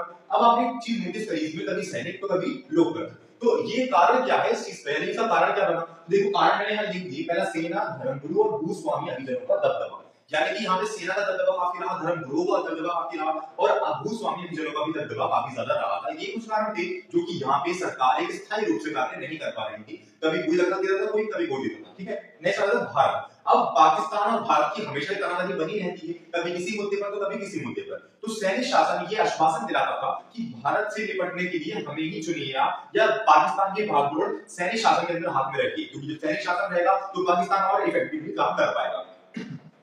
नेक्स्ट, अंतरराष्ट्रीय विश्व समर्थन प्राप्त नहीं, यानी कि इसे कोई भी अंतरराष्ट्रीय विश्व समर्थन नहीं मिल पा रहा था। ये कोई भी हिसाब भी नहीं दे रहा था कि नहीं भाई ये क्या कर रहे हो अपने देश के अंदर, कोई स्थायी शासन चलाओ, ऐसा कुछ भी नहीं था इसके साथ। ठीक है, अमेरिका और आतंकवाद, अमेरिका के द्वारा भी इसमें सैनिक शासन को बढ़ावा दिया जाता था और दूसरा आतंकवाद, आतंकवाद यानी कि इसके आतंकवाद के डर की वजह से बड़ी-बड़ी भाषाएं इसके समर्थन दे रही थी, भैया हाँ सैनिक शासन कर लो या ये कर लो, इस तरीके से। यानी कि आपको पता होगा पश्चिमी देश अमेरिका को अपना रखवाला भी मानते हैं, ये इस तरीके से बताया गया है। ठीक है, तो अमेरिका और आतंकवाद, तो ये कुछ ऐसे पॉइंट्स हैं जो कुछ कारण बने कि पाकिस्तान के अंदर कोई भी काम स्थायी रूप से नहीं हो पा रहा था। तो ये आपके पाकिस्तान का टॉपिक पूरा फिनिश हो गया। बढ़ते हैं नेक्स्ट देश की तरफ और समझते हैं उसके हर एक टॉपिक। तो चलिए स्टूडेंट्स, अब हम जानते हैं बांग्लादेश के बारे में कि बांग्लादेश के अंदर आखिर किस तरीके की स्थिति बनी। तो देखिए 1971 में ये अलग हो गया, 1971 में एक स्वतंत्र देश बन गया है। कैसे? संघर्ष का नेतृत्व शेख मुजीबुर रहमान ने किया। जैसे कि मैंने आपको बताया था कि पश्चिम पाकिस्तान जो था उसने पूर्वी पाकिस्तान के ऊपर जुल्म करना शुरू कर दिया, यानी कि उस समय कौन नेता थे? याहिया खान नेता थे। ठीक है, तो उस समय में याहिया खान ने उर्दू भाषा की, उर्दू संस्कृति को इतना ज्यादा बढ़ावा दिया कि पूर्वी पाकिस्तान के ऊपर भी उर्दू को थोपा जाने लगा, उनकी संस्कृति को चेंज करने लगा। यानी कि वो पूर्वी पाकिस्तान के लोग जो थे वो थे तो मुस्लिम, मगर बंगाल की साइड के थे तो उन्हें बंगाली ही उनकी संस्कृति थी, तो वो खत्म कर उनके ऊपर उर्दू थोपी जा रही थी। और साथ में ही सारे बड़े-बड़े नेता जो थे पश्चिम की साइड में रहते थे, तो पश्चिम साइड रहने के कारण वहां पर जो भी विकास होता था वो पश्चिमी साइड तक ही रह पाता था, इधर तक आता ही नहीं था। तो यहाँ के लोगों की मांग थी भाई तुम हमें ध्यान ही नहीं देते तो हमें अलग कर दो, हम खुद अपना विकास कर लेंगे। तो इसी तरीके से यहाँ पे एक नेता खड़े हुए जिनका नाम था शेख मुजीबुर रहमान। तो शेख मुजीबुर रहमान खड़े हुए और पूरे पाकिस्तान का चुनाव होगा, और ओवरऑल पाकिस्तान के अंदर सबसे ज्यादा भारी बहुमत से जीता वो शेख मुजीबुर रहमान थे। अब भाई पश्चिमी पाकिस्तान के नेता ने सोचा कि ये शेख मुजीबुर रहमान भारी बहुमत से जीते हैं और ये रहते कहाँ है? पूर्वी पाकिस्तान के अंदर, तो सभी चीजें तो रिसोर्सेज वहां से ली जाएंगी, मेरे नेता जहां होता है वही राजधानी बन जाती है, जहां प्रधानमंत्री राष्ट्रपति रहते हैं वही राजधानी क्या रहेगी, जाहिर सी बात है। तो इस तरीके से पश्चिमी नेताओं ने इस चुनाव को मानने से ही इनकार कर दिया, उन्होंने कह दिया कि ये चुनाव ठीक नहीं हुए, ये गलत है, और साथ में ये करने के साथ साथ उन्होंने शेख मुजीबुर रहमान को गिरफ्तार भी कर लिया। और गिरफ्तार करने के बाद अब क्या हुआ? पूरी पाकिस्तानी जनता ने, यानी बांग्लादेश की जनता ने अपनी आवाज उठा ली और आवाज उठा के विद्रोह करना शुरू कर दिया, और इस विद्रोह को याहिया खान ने बहुत चाहा कि वो दब जाए और हजारों लोगों की जानें भी चली गई। उन्होंने दबाया, सेना भेजी, कई तरह की कार्रवाई की और उसी विद्रोह को दबाने की कोशिश करी, और ये दबाने की जो कोशिश करी उन्होंने, तो इससे भारत को भी यही तरह से चुनौती का सामना करना पड़ा। वो कैसे? क्योंकि ज्यादा हजारों लोग पाकिस्तान से पलायन कर भारत के अंदर आते जा रहे थे कि हमारी हेल्प कीजिए। भारत ने उस समय हजारों लोगों की शरणार्थी की प्रॉब्लम को दूर किया था, और फिर भारत ने देखा कि भैया हाँ आपका मत बिल्कुल ठीक है, आपकी सभ्यता की मांग की हम समर्थन करते हैं और आपको वित्तीय सहायता भी प्रोवाइड करते हैं। तो इसीलिए भारत ने पूर्वी पाकिस्तान यानी बांग्लादेश की तरफ से युद्ध लड़ा 1971 के अंदर और पाकिस्तान को हराया और बांग्लादेश को एक स्वतंत्र देश घोषित किया। तो यहाँ से आपका पूरा बांग्लादेश बन गया। करेक्ट, कोई दिक्कत नहीं है, सारे कोड ऑफ कंटेंट मैंने यहाँ लिख रखे हैं किस तरीके से क्या क्या चीजें होंगी, बट शॉर्ट फॉर्म में लिखा हुआ ताकि आप जल्दी से याद कर सको। आपको एग्जाम टाइम पे जब रिवीजन करो, एक किताब पढ़ो अपनी, तो उसमें आपको पूरी पूरी डेफिनेशन ना पढ़नी पड़े, आपको समझ में आ जाए संघर्ष का नहीं तो शेख मुजीबुर रहमान, आपको उसके बारे में थोड़ी इसके आगे थोड़ी सब पता आनी चाहिए कि शेख मुजीबुर रहमान ने ऐसे संघर्ष किया था, ये बातें थी, किस तरीके से था, तो वो सब आता चाहिए आपको। इसलिए मैंने यहाँ पे छोटे छोटे पॉइंट्स लिख रखे हैं, तो आपको पढ़ने हैं। नेक्स्ट आ जाइए, आप बांग्लादेश को बन गया। अब वहां के लोकतंत्र की बात करते हैं कि वहां लोकतंत्र कैसे स्थापित हुआ। तो जब बांग्लादेश का उदय हुआ तो वहां के जो लोकतंत्रकारी थे, यानी कि लोकतंत्र जो बना वहां पे वो इसी भारत के ऊपर ही बेस्ड बना, यानी कि धर्मनिरपेक्षता है ना, और भी कई चीजें, संसदीय प्रणाली को अपनाना, हर एक चीज के अंदर पीपल्स का इन्वॉल्वमेंट रखना, सभी चीजों को उन्होंने ऐसे किया जिस तरीके से भारत का संविधान है। करेक्ट, यानी बिल्कुल बेहतरीन तरीके से। मगर 1975 में शेख मुजीबुर रहमान ने संविधान के अंदर संशोधन किया। अब उन्होंने संविधान के अंदर चेंज किया और संसदीय प्रणाली की जगह पर उन्होंने अध्यात्मक प्रणाली को अपनाया, और अध्यात्मक प्रणाली को अपनाते ही अपना निर्वाचन राष्ट्रपति के रूप में भी करवा दिया। यानी कि संसदीय प्रणाली का मतलब क्या होगा, इसके अंदर प्रधानमंत्री प्रमुख हो, और अध्यात्मक प्रणाली का मतलब होगा इसके अंदर राष्ट्रपति प्रमुख हो देश का। उन्होंने पहले ये चेंज किया, फिर अपने आपके निर्वाचन भी करवा दिया। और इतना ही काफी नहीं था, अब जब कोई देश बनता है तो उसमें और भी पार्टीज बनती हैं। उन्होंने अपनी पार्टी के सिवा हर एक पार्टी को बर्खास्त कर दिया कि कोई पार्टी यहाँ पे एग्जिस्ट नहीं करेगी। अध्यात्मक प्रणाली अपनाई कि बाकी सभी पार्टियों का समाप्ति। तो इस तरीके से ये लोकतंत्र की यहाँ से शुरुआत हो रही है, और ये बहुत सारी चीजें पढ़ते हैं उनको। और स्टूडेंट्स, परिणाम स्वरूप तनाव और संघर्ष स्थापित हो गया। यानी कि अब ये हुआ कि उन्होंने 1975 के अंदर ये भी संविधान का संशोधन किया कि हम संसदीय प्रणाली पे नहीं अध्यात्मक प्रणाली पे चलेंगे। हम उन्होंने ये करने के बाद अपना निर्वाचन भी अध्यात्मक प्रणाली के रूप से, यानी कि राष्ट्रपति के रूप में करवा दिया। तो इसके बाद परिणाम ये आया कि वहां की जनता भड़क उठी और सेना ने विद्रोह करना शुरू करा, और सेना ने विद्रोह ऐसा किया कि शेख मुजीबुर रहमान इस बगावत के अंदर सेना के हाथों ही मारे गए। वह सेना के हाथों ही मारे गए 1975 में। ठीक है, फिर उसके बाद सैनिक शासन, यानी कि उसके बाद क्या हुआ, सैनिक शासन निकल कर आया जियाउल हक। इन्होंने अपनी नेशनल पार्टी बनाई, ठीक है, नेशनल पार्टी बनाई, परंतु इनकी भी हत्या हो गई किसी कारणवश। फिर लेफ्टिनेंट एच एम इरशाद ने सैनिक शासन स्थापित कर दिया। अब की बार जो सैनिक शासन स्थापित हुआ, इसके अंदर जनता, बांग्लादेश की जनता ये विद्रोह लेकर खड़ी हो गई कि अब हम किसी भी सैनिक शासन के अंदर नहीं रहेंगे, हमें लोकतंत्र चाहिए। और इस विद्रोह के अंदर सबसे आगे चल रहे थे वो सभी छात्र थे। छात्र इसमें आगे चल रहे थे कि हमें लोकतंत्र कायम करना है, हमें लोकतंत्र चाहिए। इन सभी सिचुएशन के कारण जो एच.एम. इरशाद थे वो भयभीत होकर, उनकी आपका जो भी नेता बन रहा था वो मारा जा रहा था या हत्या हो गई उसकी। तो इन्होंने कुछ सरकारी गतिविधियों के अंदर छूट दी और फिर अपना निर्वाचन कुछ समय बाद राष्ट्रपति के रूप में करवा दिया। मगर जनता को ये भी बर्दाश्त नहीं हुआ और जनता के आगे उनको झुकना पड़ा, और साथ में अपने पद से उन्हें इस्तीफा देना पड़ा, अपने पद को छोड़ना पड़ा। ठीक है, परंतु बांग्लादेश की जनता लोकतंत्र समर्थन में खड़ी हुई, इसमें छात्र आगे थे। फिर कुछ गतिविधियों में उन्होंने छूट दी, अपना निर्वाचन राष्ट्रपति के रूप में करवाया, परंतु इनको अपना पद छोड़ना पड़ा। नेक्स्ट आ रही है लास्ट। फिर आखिर में 1991 में बहुदलीय चुनावों पर आधारित प्रतिनिधिमूलक लोकतंत्र कायम हुआ, और यहाँ पे बांग्लादेश के अंदर लोकतंत्र फाइनली स्थापित हो गया। सो होपफुली स्टूडेंट्स, यहाँ तक तो आपको कोई डाउट नहीं होगा। ज्यादातर जो क्वेश्चन बनकर आते हैं वो पाकिस्तान और बांग्लादेश से आते हैं, सो इसमें कोई डाउट आपका नहीं रहना चाहिए, और मैं ये मानता हूँ कि रहा भी नहीं होगा। बट फिर भी इन केस कहीं भी आ जाए आपको डाउट, तो आप जरूर बताइएगा, मैं उसको क्लियर करने की पूरी कोशिश करूंगा। ठीक है, तो अभी तक तो हमने समझ लिया कि पाकिस्तान के अंदर कैसे कैसे सब सैनिक शासन आया, लोकतंत्र आया, हमने हर एक नेताओं के नाम भी याद कर लिए, पहले कौन था, उसके बाद।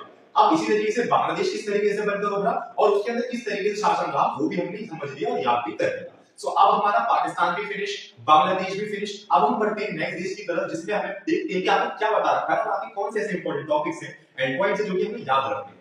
तो चलिए स्टूडेंट्स, हम पाकिस्तान से होते होते बांग्लादेश में भी आ गए, और बांग्लादेश से हम नेपाल की तरफ बढ़ते हैं और समझते हैं इस टॉपिक के बारे में। तो देखिए, नेपाल अतीत में हिंदू राज्य था और आधुनिक काल में संवैधानिक राजतंत्र रहा।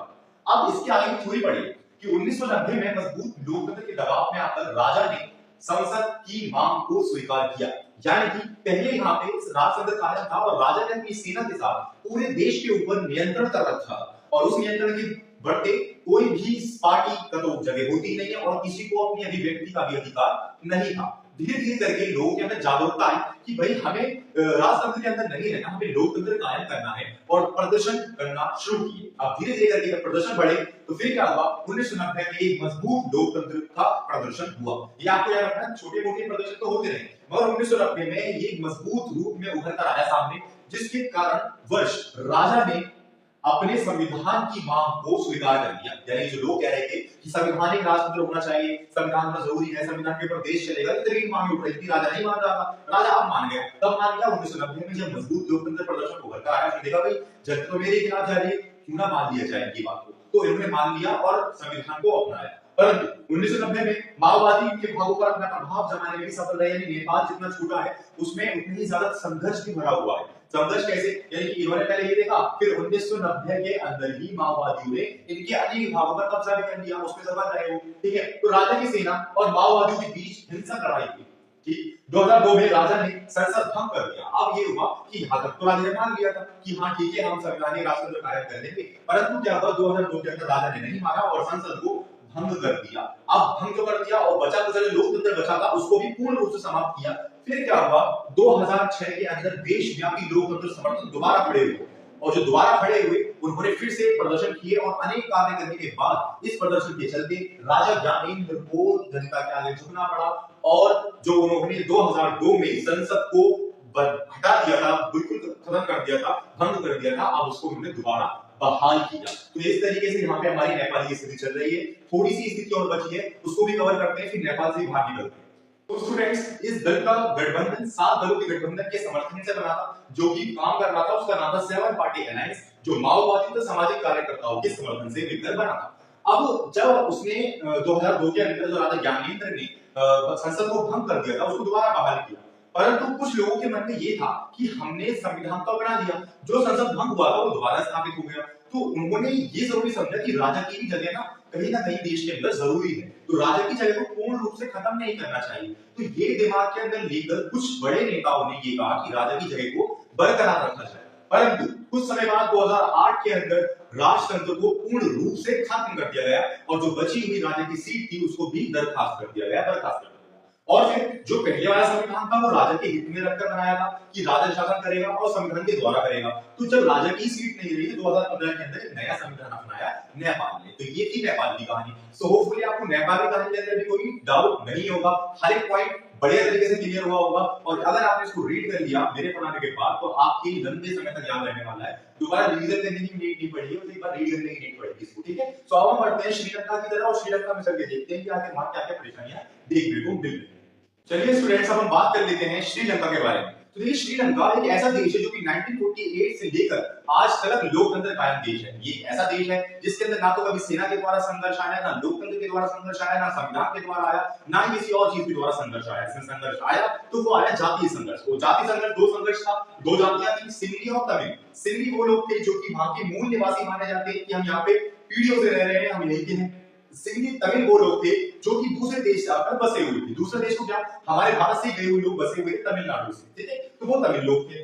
दोनों जातियों के बीच में मतभेद होना शुरू हो गया। यानी कि लोग क्या हुआ, सिंधी लोगों ने ये बात उठाई कि भाई देशव्यापी के स्तर पर, देश के स्तर पर जितनी भी डेवलपमेंटल एक्टिविटी होती है उनके अंदर कोई भी बेनिफिट पहुंचाया जाता है किसी भी नागरिक को, उसमें सिर्फ और सिर्फ सिंधी जाति को ही वो बेनिफिट मिलना चाहिए, अदरवाइज किसी और कास्ट को बेनिफिट नहीं मिलना चाहिए। तमिल के अंदर सभी भारतीय लोग आते थे, जैसे कि हिंदू, मुस्लिम, क्रिश्चियन, थोड़ी बहुत परसेंटेज सभी की थी। तो इनका ही कहना था कि हम किसी को भी, यानी सिंधी के सिवा जो कोई भी जाति है उनको कोई भी बेनिफिट प्रोवाइड नहीं करेगी। तमिल लोगों का ये कहना था कि भाई अगर हम यहाँ के मूल निवासी नहीं है तो हमारी पीढ़ी तो यहीं से रह रही है, हमें कितने साल हो गया रहते रहते, तो हमारा हक नहीं बनता इस देश के अंदर। उनका ये मन था। तो इस तरह दोनों के बीच में काफी बड़ा मतभेद चल रहा था। तमिल द्वारा उग्र तमिल संगठन का गठन किया गया अपनी बात को कहने के लिए, जिसको हम लिट्टी के नाम से जानते हैं, और इसकी फुल फॉर्म है liberation tiger of Tamil Telugu. तो इनका, यानी इस संगठन का मोटिव ये था कि अगर आप हमें कुछ नहीं दे सकते तो आप श्रीलंका के अंदर से, जहां पर हमारी संख्या ज्यादा है, वहां पर एक नया देश घोषित कर दीजिए। अब ये नई बात सामने आई। तमिल सरकार ने, श्रीलंका की सरकार ने कहा कि हमारा देश वैसे इतना छोटा सा है, उसमें फिर जाति के आधार पर देश तोड़ देंगे, हमारे पास बचेगा क्या, तो इसको तो पूर्ण रूप से रद्द कर दिया गया। भाई कुछ सुने न सुने, तो सुनने के लिए तुम्हारी बात। ठीक है, तो ये उन्होंने बोल दिया। ये संघर्ष भारत से भी जुड़ा। अब जिस तरीके से इन्होंने इनकी मांगों को मानना मना कर दिया, जो तमिल लोग कह रहे थे, तमिल लोगों के ऊपर संघर्ष, यानी तमिल लोगों के ऊपर गलत चीजें हो रही थी, है ना, तमिल लोगों के ऊपर सिंधी लोग भारी पड़ रहे थे, तो ये भारत से जुड़े हुए लोग हैं। तो तमिलनाडु की सरकार का भारतीय केंद्र सरकार पर दबाव पड़ा कि वो हमारे ही लोग हैं, आप उनकी हेल्प करें। तो भारतीय सरकार ने, दोनों ही भारत सरकार ने तमिल को भी समझाया और सिंधी लोगों को भी समझाया, और ये समझाने को, यानी कि भारत सरकार ने अंदर वहां पे शांति सेना भेजी। शांति सेना का मोटिव ये था कि बेसिकली वो दोनों ही जातियों को शांत करवाए और वहां की सरकार को समझाए। इस चीज को यानी इस कार्य को श्रीलंका की सरकार ने अच्छा नहीं समझा। उन्होंने माना कि भारत हमारे आंतरिक मामलों के अंदर दखल दे रहा है, उन्होंने ये कहा। और यहीं पर ये तो उन्होंने माना तो माना, ये हमारे देश के लोग भी बुरा मानते हैं उसका। क्यों? क्योंकि उनका ये मन था कि भारत से सेना जो आ रही है वो हमारी तरफ से लड़े, उन्हें मारे थे, मगर वो उन्हें और शांत करवा रही थी कि आप लड़ो मत। तो उन्होंने वहां पे जाके कोई बेनिफिट नहीं पहुंचाया। तो जब कोई बेनिफिट नहीं पहुंचा तो भारत सरकार ने 1989 के अंदर उसको शांति सेना को वापस बुला लिया, जिसके अंदर श्रीलंका ने अपना मत रखा कि भारत बड़ा होने की वजह से हमारे ऊपर बेसिकली क्या कर रहा है, हमारे अंदर दखल अंदाजी कर रहा है, हमारे आंतरिक मामलों में। 2009 में अंदर लिट्टे की समाप्ति हुई, liberation of tiger of Tamil film की समाप्ति हो गई, और इस लिट्टे की यानी इस गुट की समाप्ति के बाद सारे संघर्ष भी समाप्त हो गए। मगर एक बात जो है इसकी तारीफ की काबिल है वो ये है कि इतने बड़े संघर्ष के चलते हुए भी इसने अपनी अर्थव्यवस्था पर पूरा ध्यान दिया, और पूरा ध्यान ऐसा दिया कि बिल्कुल भी उसमें ग्रोथ में कमी नहीं आई। तो ये इसका बेनिफिट या फिर ये इसकी अच्छाई मानी जाती है, ठीक है। तो इसी के साथ इस चैप्टर के अंदर जितने भी दक्षिण एशिया के अंदर देश आते थे, जितने टॉपिक्स हमें इसमें गिवन थे, वो सब मैंने ब्रीफ एंड शॉर्ट एक्सप्लेनेशन के साथ आपको समझा दिए। फाइनली स्टूडेंट्स हमारी पूरी बुक फिनिश हो गई है, सभी डाउट्स आपके क्लियर हुए होंगे ये मैं आशा करता हूँ। बट फिर भी अगर आपको किसी भी टॉपिक, किसी भी पॉइंट या किसी भी चैप्टर के अंदर कोई डाउट हो तो आप मुझे जरूर बताइएगा। अदरवाइज मंडे क्लास में हम स्टार्ट करेंगे अपनी पॉलिटिकल साइंस की सेकंड बुक, और पहले हम उसको स्टार्ट करेंगे 1 बाय 1 वन शॉट एक्सप्लेनेशन के साथ हर एक चैप्टर की। देन आफ्टर कोई एक संडे पकड़ लेंगे हम, और उस संडे के अंदर उस बुक का भी फाइनल रिवीजन हम कर देंगे। सो मिलते हैं नेक्स्ट क्लास के अंदर और कवर करेंगे अपने नेक्स्ट इंपॉर्टेंट टॉपिक्स को brief best and short explanation के साथ। Thank you.